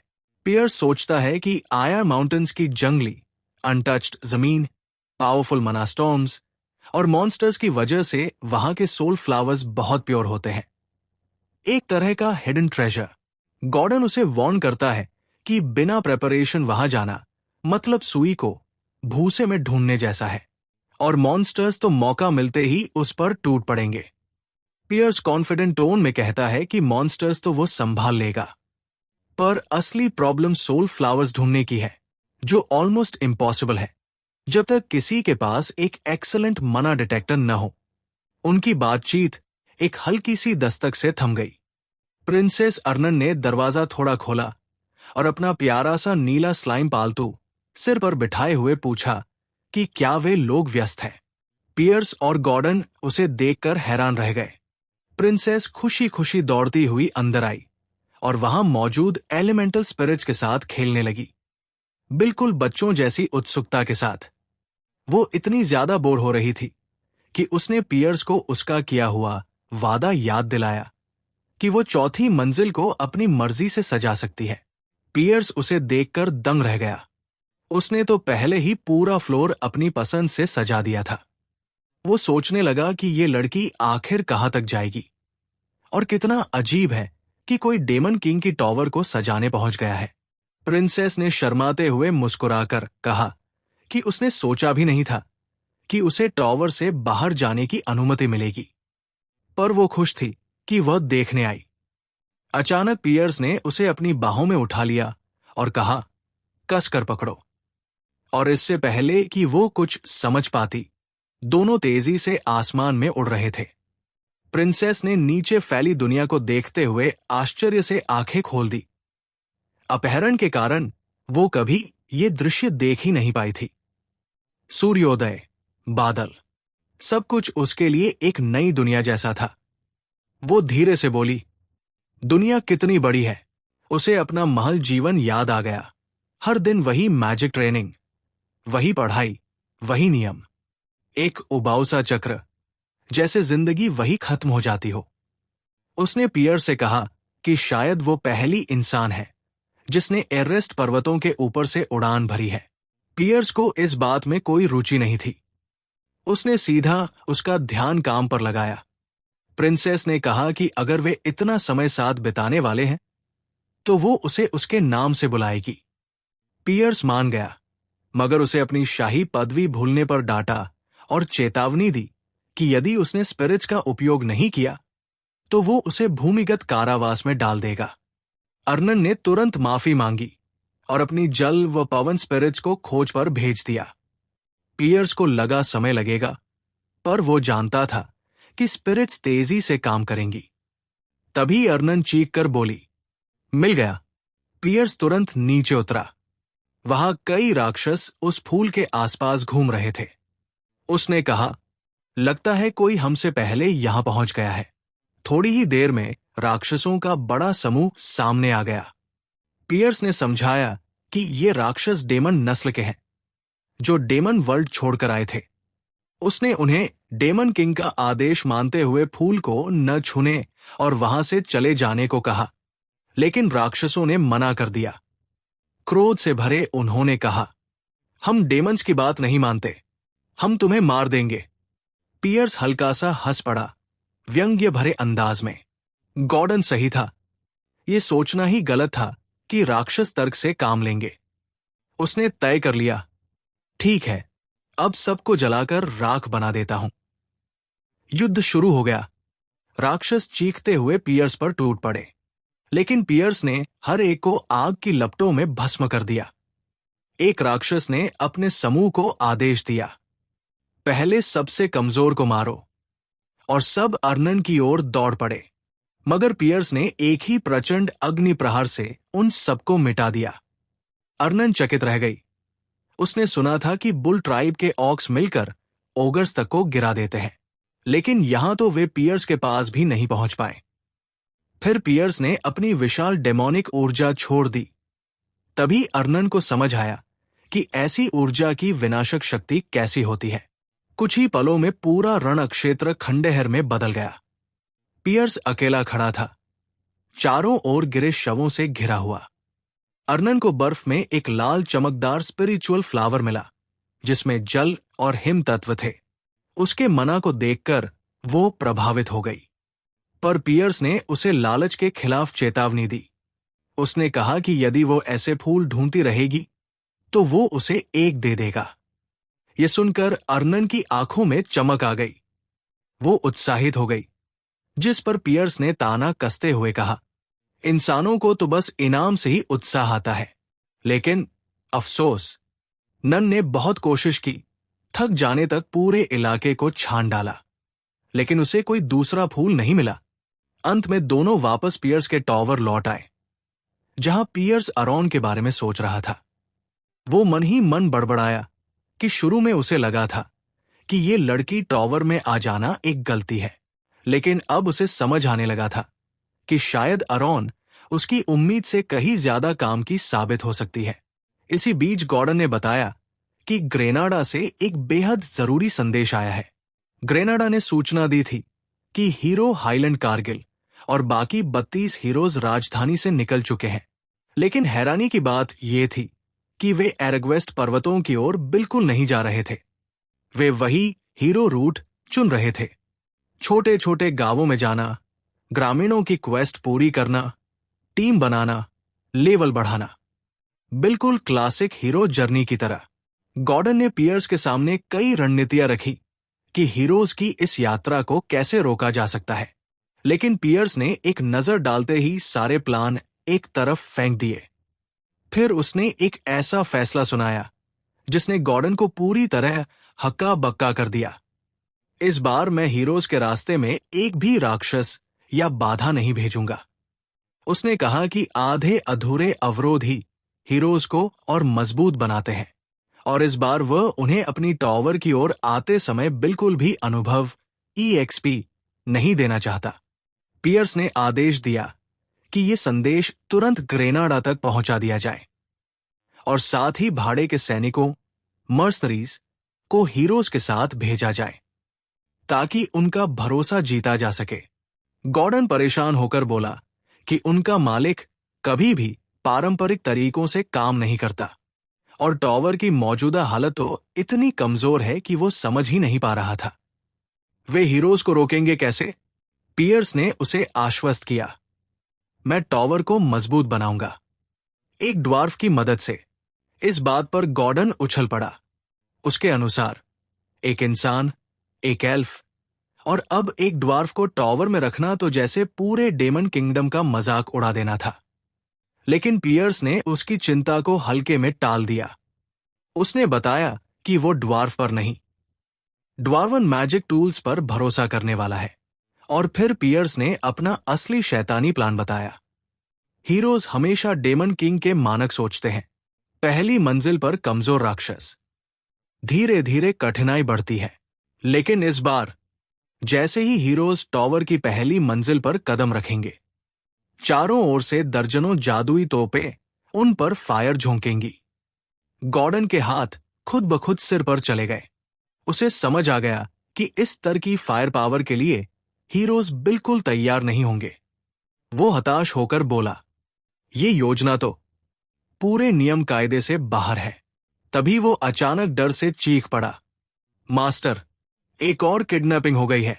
सीन बदलता है। वॉल्फनेर, ड्वार्फों का भूमिगत नगरी। वहां लोगर फ्रिडरिक, पूरे ड्वार्फ साम्राज्य का सबसे माहिर लोहार, अपनी भट्टी के सामने खड़ा एक अद्भुत हथियार गढ़ रहा था। उसकी हर चोट, हर धातु की धुन में प्रतिभा चमक रही थी। उसे बिल्कुल अंदाजा नहीं था कि विद्रोही डेमन किंग पियर्स अपना अगला निशाना उसी को बनाने वाला है, और उसे अभी इसी समय किडनैप करने के लिए शहर की ओर बढ़ चुका है। बॉनो का सबसे महान ब्लैकस्मिथ, लोया फ्रेडरिक, भविष्य में एक रोग डेमन किंग द्वारा अपहरित किया जाने वाला था। रेग्रेसन से पहले पियर्स अनगिनत बॉनो से युद्ध कर चुका था, लेकिन ये उसका पहला मौका था जब वो उनके शहर में आया। प्रवेश द्वार पर उसने एक बौने को मानवों के सोने के सिक्कों से रिश्वत दी और पूछा, यहां का सबसे बेहतरीन लोहार कौन है? बौने ने सिक्के लेते हुए हंसकर कहा, इंसान होकर भी तू व्यापार की भाषा समझता है। पियर्स ने अपनी दैत्य शक्ति पूरी तरह छुपा रखी थी ताकि उसकी असली पहचान सामने न आए। रिश्वत के बाद बौने ने रास्ता बताया, शहर के भीतर जा, वहां एक बहुत बड़ा गड्ढा मिलेगा। उसमें लगी लिफ्ट पर चढ़, वहां तेरा आईडी जांचा जाएगा और तुझे तेरे मंजिल वाले तल पर भेज दिया जाएगा। ये 2 स्टेप सिक्योरिटी है घुसपैठियों को पकड़ने के लिए। लेकिन पियर्स को किसी भी वेरिफिकेशन की कोई जरूरत नहीं थी।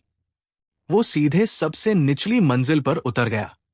वहां से उसे सबसे गहरे कमरे तक जाना था, जहां शहर का सबसे महान लोहार रहता था, लोया फ्रेडरिक। कमरे में प्रवेश करते ही पियर्स ने महसूस किया, लोया की धातुकर्म कला ऐसी लग रही थी मानो माना स्वयं जीवित होकर नृत्य कर रही हो। एक पल के लिए पियर्स के मन में संदेह आया, क्या वाकई यही सबसे महान लोहार है? फिर उसने सोचा, किडनैप करने के बाद ठीक से परख लेंगे। उसने उसे पकड़ने के लिए हाथ बढ़ाया। तभी आग भड़क उठी। जहां लोइया हथियार गढ़ रहा था, वहीं से लपटे पियर्स की ओर झपट पड़ी। पियर्स ने एक हल्की सी दैत्य ऊर्जा की आहट महसूस की। उसके मन में एक ही विचार आया, क्या ये ड्वार्फ हीरो हो सकता है? लपटों के बीच से लोइया एक विशाल हथौड़ा उठाकर सीधे छलांग लगाता हुआ सामने आया। पियर्स ने हथौड़े को सिर्फ एक हाथ से रोक लिया, लेकिन उसके हाथ में दबाव से दरारें पड़ने लगी। पियर्स ने ठंडी आवाज में पूछा, तू हीरो है? लोइया ने गर्व से उत्तर दिया, हां। और तू बौनों की भूमि में घुसाया? दानव, तू यहां से जिंदा नहीं जाएगा। पियर्स के चेहरे पर एक डरावनी डेमोनिक मुस्कान फैल गई। वो बोला, बड़ी बातें करता है, लेकिन ताकत बहुत कमजोर है। और सुन, मैं डीमन नहीं हूं, मैं डीमन किंग हूं। उसने हथौड़े को जमीन पर दे मारा और दूसरे हाथ से लोइया की गर्दन पकड़कर उसे हवा में उठा लिया। गार्ड्स ने आवाज सुनी और दौड़कर वहां पहुंचे, लेकिन कमरा पहले ही खाली था। पूरे शहर में खलबली मच गई। घुसपैठी आ गया। लोइया का अपहरण हो गया। पियर्स लोइया को उठाकर पास की एक इमारत की छत पर ले गया। ठंडी चेतावनी दी, आवाज निकाली तो यही मार दूंगा। लोइया कांपती आवाज में बोला, डीमन किंग यहां क्यों आया है? क्या राजकुमारी को अपहरण करने? पियर्स ने शांत लेकिन सख्त स्वर में कहा, मुझे उसमें कोई रुचि नहीं है। मुझे तुम्हारे अंडरग्राउंड पैसेजेस चाहिए और तू मुझे रास्ता दिखाएगा। उसे पता था कि बौने आपात स्थिति के लिए गुप्त सुरंगें बनाते हैं। लोहिया को यकीन हो गया था कि डीमन किंग का असली इरादा राजकुमारी का अपहरण ही होगा, लेकिन वो विरोध नहीं कर सका। वो पूरी जिंदगी डीमन किंग से लड़ने से डरता रहा था और उसने कभी सोचा भी नहीं था कि एक डीमन किंग खुद उसके सामने आ खड़ा होगा। फिर भी वो पियर्स के सवालों का जवाब नहीं दे रहा था। तभी पियर्स ने ठंडी, निर्दयी आवाज में धमकी दी, नहीं बोलेगा तो पहले राजकुमारी को उठा लूंगा और फिर तुझे छोड़ दूंगा। उसकी आवाज भारी हो गई। सबको यही लगेगा कि तूने सिर्फ अपनी जान बचाने के लिए अपनी राजकुमारी को बेच दिया। लोहिया का चेहरा पीला पड़ गया और उसका दिल धीरे धीरे टूटने लगा। अब उसे लगने लगा कि लोग यही सोचेंगे कि उसने सिर्फ अपनी जान बचाने के लिए अपनी ही राजकुमारी को स्वार्थी तरीके से बेच दिया। अगर ऐसी अफवाह फैल गई तो बाकी बौने उसे किस नजर से देखेंगे? सिर्फ ये कल्पना ही उसके दिल को अंदर से तोड़ने के लिए काफी थी। सब जानते थे कि वो असल में कितना कमजोर है, और अगर ये अफवाह सच मान ली गई तो कोई बिना सोचे समझे उस पर विश्वास भी कर लेगा। उसकी पूरी जिंदगी एक अंतहीन यातना में बदल जाएगी। आखिरकार पियर्स ने उससे आखिरी बार पूछा, अब बोल, राजकुमारी को बेचेगा या खुद चलकर मेरे साथ आएगा? चुन ले। उसने अब भी जवाब नहीं दिया, लेकिन उसके दिमाग में एक योजना बन रही थी। कैसे राजकुमारी को बेचकर खुद सुरक्षित निकल जाए बिना किसी यातना के। वो बहुत चालाक आदमी था। दबाव और बढ़ाने के लिए पियर्स ने डीमन किंग के स्टैंडर्ड्स की कसम खाई। अगर लॉयर उसकी मदद करेगा तो वो उसकी पूरी सुरक्षा की गारंटी देगा। सब जानते थे डीमन किंग की कसम उनके लिए धर्म की तरह होती है। वे अपनी कसम कभी नहीं तोड़ते। ये सुनते ही उसका पूरा रवैया बदल गया। बिना झिझक उसने हामी भर दी। वो पियर्स को गुप्त सुरंगों तक ले जाने के लिए तुरंत तैयार हो गया। उसके चेहरे को देखकर ही पियर्स के भीतर घृणा उठ गई। भूमिगत सुरंगों के भीतर द्वारफों की राजकुमारी लुइस वारफेट बेहद बेचैन थी। जब लोअ उसका हथियार बना रहा था, उसी दौरान उसका गायब हो जाना उसे लगातार खाए जा रहा था। गार्ड्स ने उसे समझाने की कोशिश की कि उसका अपहरण हो चुका है, लेकिन वो उन पर चिल्ला पड़ी, मुंह बंद रखो, वो भी एक हीरो है। एक गार्ड ने पलटकर कहा, किसी हीरो का अपहरण? ये बात कहां से समझ में आती है? लेकिन दूसरी गार्ड ने शांत लेकिन सख्त आवाज में जवाब दिया, हो सकता है वो हीरो हो, लेकिन वो एक ब्लैकस्मिथ भी है और लड़ाई में कमजोर है। तुरंत उसने सब पर गरजते हुए कहा, सब चुप रहो और उसे ढूंढो। अगर नहीं मिला तो सबके सिर काट दूंगी। गुप्त सुरंग के भीतर, लोयर की गुप्त सुरंग के अंदर, पियर्स झुंझलाते हुए बड़बड़ा रहा था कि उसे कितनी देर तक लो की बेहद भद्दी कमर देखने पड़ी। सुरंग बेहद संकरी थी, इसलिए लो ने कहा, थोड़ा संभल कर चलो, पीछे से धक्का मत देना। पियर्स ने झुंझलाकर जवाब दिया, जल्दी चल। लंबे और दर्दनाक समय के बाद दोनों सुरंग से बाहर निकले। वो जगह शहर के बाहरी हिस्से में खुलती थी। लो ने सोचा अब उसका काम खत्म हो गया है। उसने डरती आवाज में कहा, अब मुझे आजाद कर दो। धोखे का खुलासा। अचानक पियर्स ने अपना असली राक्षसी रूप धारण कर लिया। हवा भारी हो गई। बकवास क्या कर रहा है? उसने ठंडी मुस्कान के साथ कहा।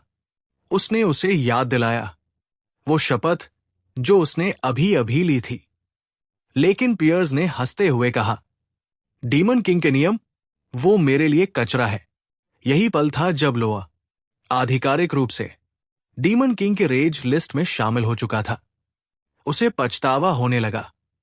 काश उसने सच में राजकुमारी को बेच दिया होता तो कम से कम आजाद तो होता। अब वो जमीन पर गिर पड़ा, कांपते हुए बोला, मैं काम का हूं। मेटलर्जी में मुझसे बेहतर कोई नहीं। मैं आपके लिए कोई भी हथियार बना सकता हूं। पियर्स चुप था। वो सोच रहा था, एक हीरो एक राक्षस के लिए कैसे काम कर सकता है? लो लगातार गिड़गिड़ाता रहा, खुद को हर तरह से बेचता रहा। अंतिम सौदा। आखिरकार पियर्स बोला, मेरी दया चाहिए तो मेरी निष्ठा की कसम खा। लो ने जमीन पर अपना सिर जोर से टेक दिया। बार बार धन्यवाद बोलता रहा, लेकिन मन ही मन वो भागने की योजना बना रहा था। जैसे ही मौका मिले, अचानक अगले ही पल वो खुद को एक घने हरे भरे बाग के बीच में खड़ा पाया। चारों तरफ आत्माएं तैर रही थी। तभी गॉर्डन गुस्से से चिल्लाया, डीमन किंग, आपने एक ड्वार्फ को किडनैप किया, वो भी एक हीरो ड्वार्फ। पियर्स ने उसे चुप रहने को कहा। तभी एक चमकती हुई स्क्रीन हवा में उभरी। ब्रनादा की आवाज आई, तुम सच में एक ड्वार्फ उठा लाए? पियर्स ने उसे भी टाल दिया, बाद में रिपोर्ट करना। प्रिंसेस और सच, राजकुमारी जो इस पूरे रेज इफेक्ट से इम्यून थी, धीरे से ड्वार्फ के पास आई। उसने पूछा, क्या तुम मुझे बचाने आए हो? हीरो फिर खुद ही हल्के व्यंग्य से बोली, प्रोबेबली नहीं, है ना? लो अब तक कुछ नहीं समझ पाया था। उसने कांपते स्वर में पियर्स से पूछा, तुम मुझे यहां क्यों लाए? तुमने तो मेरी सुरक्षा की कसम खाई थी। पियर्स ने बिना भाव के जवाब दिया, मेरी दया की वजह से ही तू अब तक जिंदा है। उसने बताया कि उसने लो को बेहोश कर खुद ही यहां तक लाकर छोड़ा और बहाना बना दिया। मुझे नहीं पता था कि छोटा ड्वार्फ क्या कर बैठेगा। लो अचानक जोर से हंसने लगा। पियर्स ने ठंडे स्वर में पूछा, इतना खुश क्यों है? लो ने जवाब दिया, हां, और क्या ही बोलता। पहला आदेश। बिना देर किए पियर्स ने उसका पहला काम तय कर दिया। पहली मंजिल पर बहुत सारे कैनन लगाओ। उसकी आंखों में अंधेरा था। हीरोज को खत्म करने के लिए पहले फ्लोर पर हीरोज को नष्ट करने के लिए बड़ी संख्या में कैनन लगाए जा रहे थे। इसी दौरान नजदीकी हीरो जर्नी प्रिपरेशन स्टेशन के पास ब्रानाडा ने रिपोर्ट दी कि हीरोज के बीच एक अफवाह फैल रही है। कहा जा रहा था कि नया डेमन किंग काली लपटों का इस्तेमाल कर सकता है। इसी वजह से हीरोज अब आग प्रतिरोधी उपकरणों का उपयोग कर रहे थे। इसके अलावा और भी अफवाहें फैल रही थी कि नया डेमन किंग इसलिए डेमोनिक बीस्ट नहीं भेज रहा क्योंकि वो डर गया है। इसका मतलब यह था कि हीरोज की मारने की इच्छा अब तक खत्म नहीं हुई थी। लेकिन ऐसी स्थिति में हीरो जर्नी से उन्हें कुछ भी मिलने वाला नहीं था, ना युद्ध का सम्मान और ना ही धन। आखिरकार उनका उत्साह धीरे धीरे समाप्त हो जाएगा और हीरोज आगे बढ़ नहीं पाएंगे। ये समय के खिलाफ चल रही एक लड़ाई थी।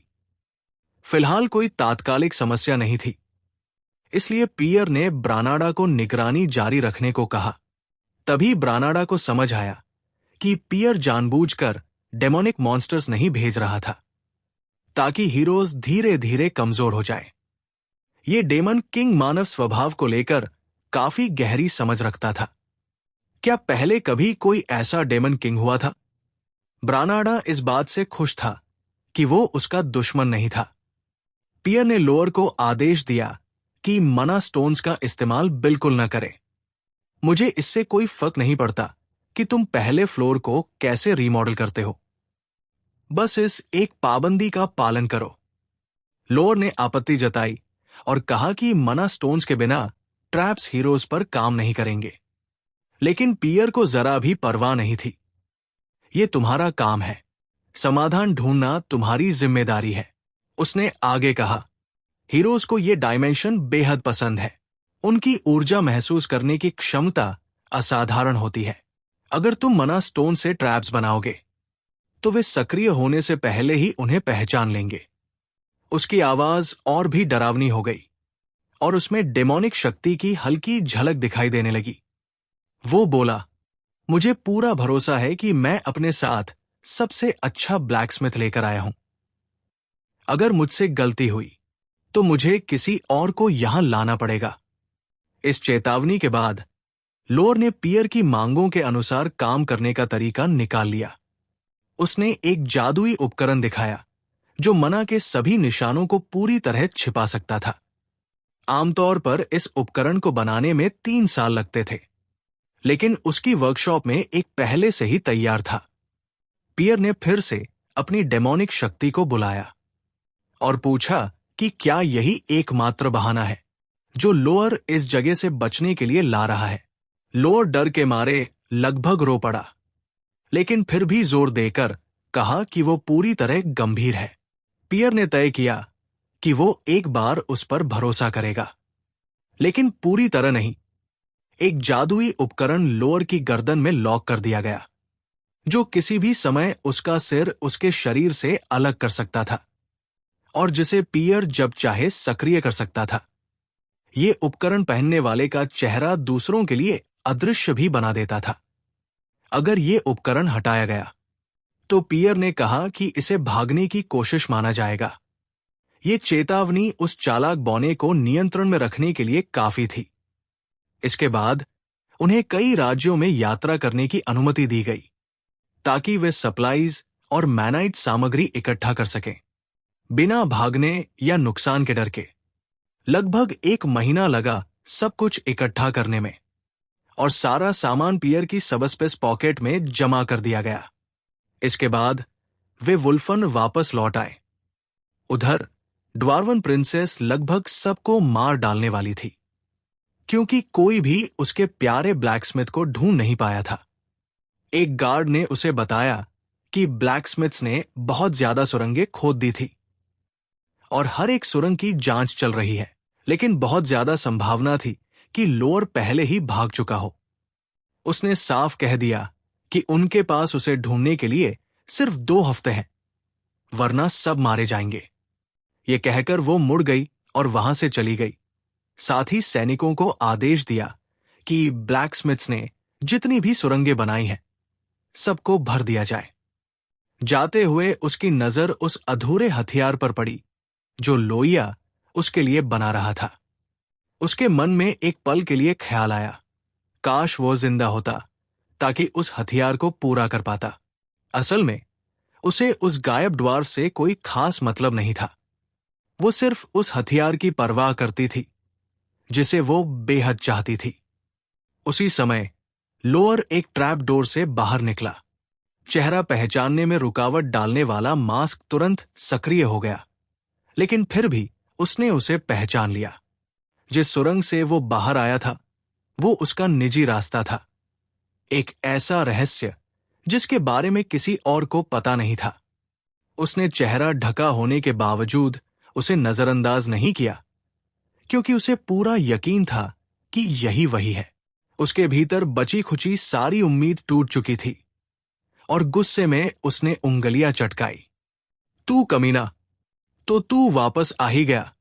अच्छा, तो तू सिर्फ इसलिए छिपा हुआ था क्योंकि तू मेरा हथियार नहीं बनाना चाहता था, है ना लोअर? लोअर ने समझाने की कोशिश की कि यह सब एक गलतफहमी है, लेकिन वो सुनने को तैयार ही नहीं थी। गलतफहमी? नहीं, मुझे बिल्कुल नहीं लगता कि मैंने कुछ गलत समझा है। तुम्हारी हिम्मत कैसे हुई मुझे, एक प्रिंसेस को अपमानित करने की? आज से तू मेरा गुलाम है, अपनी पूरी जिंदगी मेरा हथियार बनाता रहेगा, लेकिन उससे पहले मैं तुझे भागने की सजा दूंगी। जैसे ही वो उसे जान से पीटने वाली थी, एक जबरदस्त ताकत ने उसे पीछे की ओर उड़ा दिया। पियर बीच में आकर उतरा, लोअर और प्रिंसेस के बीच, और लोअर को अपना सामान समेटने का आदेश दिया। पियर भी चेहरा छुपाने वाला उपकरण पहने हुए था। जब प्रिंसेस ने पूछा कि वो कौन है, तो उसने जवाब दिया कि वो उस बेचारे ब्लैकस्मिथ का मालिक है जिसे वो शोषण कर रही थी। उसने इसे पूरी तरह बकवास बताकर नजरअंदाज कर दिया और उसकी ओर दौड़ पड़ी, चिल्लाते हुए, लोइया हमेशा के लिए मेरा गुलाम है। तुम कौन होते हो उसे मुझसे छीनने वाले? दोनों सीधे आमने सामने आ गए। पियर ने उसकी गर्दन पर एक जोरदार किक मारी, लेकिन उसने उसे सह लिया और पलटकर पियर को घूंसा मारा। जिससे वो उड़ता हुआ दीवार से जा टकराया। उसने मन ही मन सोचा, बस इसका काम खत्म, और अब तेरी बारी है। लो, वो अपनी बात पूरी भी नहीं कर पाई थी कि आरएमसी वापस आया और उसका सिर पकड़ लिया। एक बार फिर दोनों आमने सामने थे, और इस बार दोनों पूरी तरह बराबरी की टक्कर में थे। लुईज वारफेड, ड्वार्फन किंगडम की दूसरी राजकुमारी, नायक न होते हुए भी वो बेहद शक्तिशाली थी। पियर के रिग्रेशन से पहले ही वो इस दुनिया के सबसे ताकतवर लोगों में गिनी जाती थी, और आज के मुकाबले कहीं ज्यादा खतरनाक। पियर चाहता तो उसके और मजबूत होने से पहले ही उसे मार सकता था, लेकिन ऐसा करने के लिए उसे अपनी पूरी शक्ति और दानवी ऊर्जा का इस्तेमाल करना पड़ता। इससे भी बदतर बात यह होती कि उसके बाद वो राजकुमारी की सेना के निशाने पर आ जाता, और अगर पियर ने अपनी पूरी ताकत दिखा दी होती तो राजकुमारी को उसी पल शक हो जाता कि वही डेमन किंग है। इसी वजह से पियर ने लोअर से पूछा कि क्या सब कुछ तैयार है, ताकि हालात हाथ से निकलने से पहले वे वहां से निकल सके। लेकिन लोअर ने यह कभी नहीं बताया था कि उसका मनादमन करने वाला उपकरण इतना विशाल होगा। जैसे ही पियर की नजर उस पर पड़ी, वो गुस्से से भर उठा। उसने लोअर को सिर्फ 1 मिनट दिया उसे पूरी तरह से खोलने के लिए, जो किसी भी लिहाज से असंभव था। पियर ने चेतावनी दी कि अगर हालात और बिगड़ने लगे तो उपकरण को वही छोड़ देना, क्योंकि अब यह जगह आसानी से भाग निकलने लायक नहीं रही थी। वो राजकुमारी पियर से भी ज्यादा निर्दयी थी, यहां तक कि पियर खुद भी नहीं जानता था कि बिना अपनी पूरी शक्ति और दानवी ऊर्जा का इस्तेमाल किए वो और कितनी देर टिक पाएगा। राजकुमारी लगातार धमकियां दे रही थी। पियर ने उन धमकियों पर हल्की सी मुस्कान के साथ कहा, तुम बिल्कुल डेमन किंग की तरह बोल रही हो। बस करो, बॉनो की राजकुमारी। मैं तुम्हारे लोहार और उसका सारा सामान अपने साथ ले जा रहा हूं। आखिरकार किसी तरह लोअर उस उपकरण को खोलने में सफल हो गया। ये देखते ही राजकुमारी गुस्से से पूरी तरह पागल हो उठी। लोअर, तुम सिर्फ इसी चीज को लेने के लिए लौटे थे? तुम्हें सच में लगता है कि मैं इतनी आसानी से मान जाऊंगी? गुस्से में अंधी हो चुकी राजकुमारी को अपने आसपास की कोई सुध बुध नहीं रही। इसी मौके का फायदा उठाते हुए पियर ने एक जोरदार लात मारी, जिससे वो सीधा जाकर दीवार से टकरा गई। पियर ने अपना सबस्पेस पॉकेट खोला और उपकरण को सीधे उसमें डाल दिया। जब राजकुमारी संभली तो उसने देखा न वहां वो उपकरण था और न ही वे दोनों घुसपैठिए। जिस सुरंग से वे भागे थे उस पर हमला करने की उसने कोशिश की, लेकिन वो पहले ही सील हो चुकी थी। एक पल के लिए उसके चेहरे पर दर्द उभर आया। क्या वो सच में मेरा हथियार बनना बिल्कुल नहीं चाहता था? लेकिन ये भावना सिर्फ एक पल के लिए थी। उसने ठंडी हंसी हंसी और बोली, कितना दिलचस्प, वाकई बहुत दिलचस्प। लोया, ठीक है, अब मैं खुद तुम्हें ढूंढूंगी, चाहे मुझे पूरा महाद्वीप ही क्यों न छानना पड़े। आज जो तुमने किया है उसका पछतावा मैं तुम्हें जरूर करवाऊंगी। लोअर, वे लोग बर्च टावर के फर्स्ट फ्लोर पर आ गिरे। गॉर्डन उस समय सफाई कर रहा था जब उसने किसी भारी चीज के जोर से गिरने की आवाज सुनी। चौंक कर वो दौड़ता हुआ आया। आधा एक्सपेक्ट कर रहा था कि शायद कोई लाश होगी या कम से कम कोई बड़ा मेस जिसे फिर से साफ करना पड़े। जब उसने गुस्से में पूछा कि आखिर ये चीज है क्या, डीमन किंग ने कामली जवाब दिया कि ये हीरोज को रोकने के लिए जरूरी एक मैजिकल टूल है। जैसे ही लो ने मनास फैंटोम इंस्टॉल कर लिया, डीमन किंग ने तुरंत उसे एक्टिवेट करने का आदेश दे दिया। अथॉरिटी से बोलते हुए उसने ऐड किया, इसे यहां लाने में इतनी मेहनत की है, बेहतर है कि ये वर्थ इट हो। लोगिया का सिर पसीने से भीग चुका था जब उसने कंफर्म किया कि डिवाइस एक्टिवेट हो चुकी है। मशीन से एक चमकदार नीली रोशनी फूट पड़ी, इतनी तेज कि रूम में मौजूद लगभग सभी लोग अंधे हो गए। गॉर्डन ने इंस्टिंक्टिवली अपनी आंखें ढक ली और मन ही मन सोचा कि सफाई के समय प्रोटेक्टिव गियर न पहनना कितना बुरा डिसीजन था। टावर ने मना को फैंटोम के रूप में पहचान लिया और सिंक्रोनाइज होने के लिए 10,000 पॉइंट्स मांगे। डीमन किंग को तो पता भी नहीं था कि ऐसा कोई फंक्शन एग्जिस्ट करता है, लेकिन उसने बिना सोचे यस दबा दिया, जैसे कोई और ऑप्शन कभी था ही नहीं। सिंक्रोनाइजेशन कंप्लीट हो गया और मनास फैंटोम ने किंग बर्ज डायस को अपना मास्टर मान लिया। सिर्फ इतना ही नहीं, फैंटोम का पावर सोर्स पूरी तरह मना से डीमोनिक एनर्जी में कन्वर्ट हो गया। लो तो बर्ज से भी ज्यादा खुश हो गया। ये चीज न उसने प्लान की थी, न कभी इमेजिन किया था कि फैंटोम और टावर का मर्ज पॉसिबल होगा। मना से डीमोनिक एनर्जी में पावर कन्वर्शन उसे सेंचुरी की डिस्कवरी लग रही थी। उसकी हालत ऐसी थी जैसे एक्साइटमेंट से बेहोश ही हो जाएगा। जोश से भरा हुआ वो रूम से बाहर निकल गया और प्रिंसेस से बोला कि स्पेल कास्ट करे। वो बाहर से रिजल्ट्स ऑब्जर्व करना चाहता था, ये कंफर्म करने के लिए कि कहीं रियलिटी ही ग्लिच तो नहीं हो गई। प्रिंसेस को पूरी फ्रीडम दी गई कि वह जो मर्जी स्पेल यूज करे, तो उसने अपनी सारी पावर टावर पर अनलीश कर दी। गॉर्डन के लिए यह प्योर डिस्पेयर का मोमेंट था। अभी अभी तो उसने जगह साफ की थी।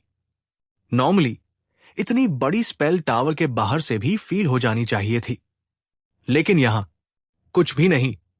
ना कोई लाइट, ना कोई प्रेजेंस, बिल्कुल कुछ भी महसूस नहीं हुआ। क्या ये मनास फैंटोम के साथ सिंक्रोनाइज टावर की असली पावर थी? डीमन किंग ने कुछ टेस्ट करने का सोचा और टावर को एक स्पेसिफिक तरीके से मैनिपुलेट किया। अगले ही पल टावर बिना कोई निशान छोड़े गायब हो गया। क्या इसका मतलब वो जब चाहे टावर को हाइड कर सकता है? उसने थोड़ी देर सोचा, अगर कोई मिलने आए और टावर ही न मिले तो कितने लोगों को हार्ट अटैक आ जाएगा।